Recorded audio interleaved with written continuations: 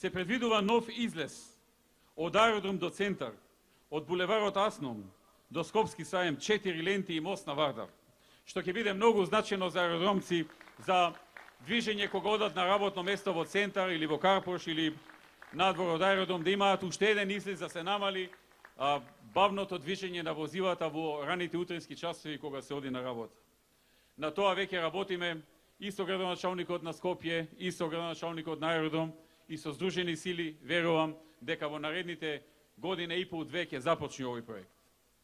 Понатаму ќе се заврши булеварот Трета македонска бригада, кој чини над 2 милиони евра, а постои можност и за втора фаза од овој булевар.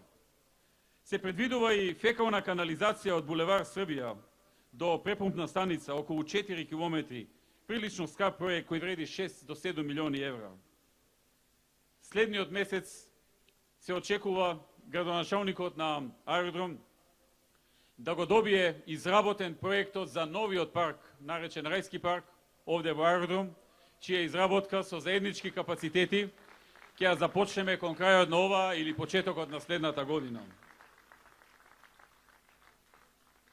Со поддршка на владата и општина аеродром, веќе се гради спортскиот комплекс, новиот спортски комплекс Јане Сандарски.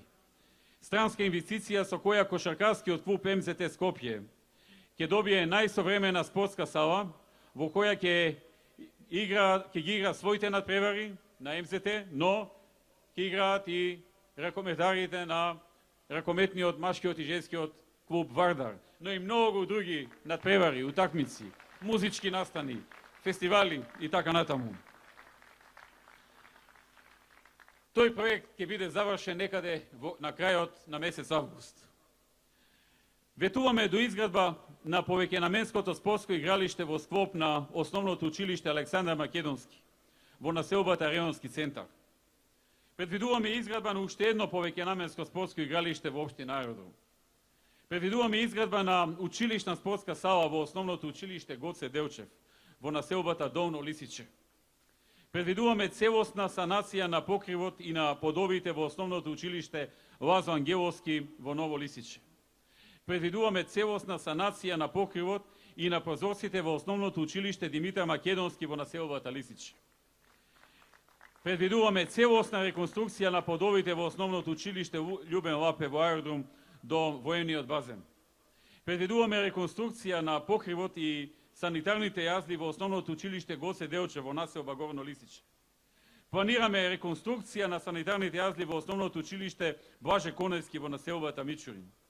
Планираме и многу други проекти, кои можете да ги видите во програмата Проверено, каде што има 2046 проекти, кои докажано се реализираат.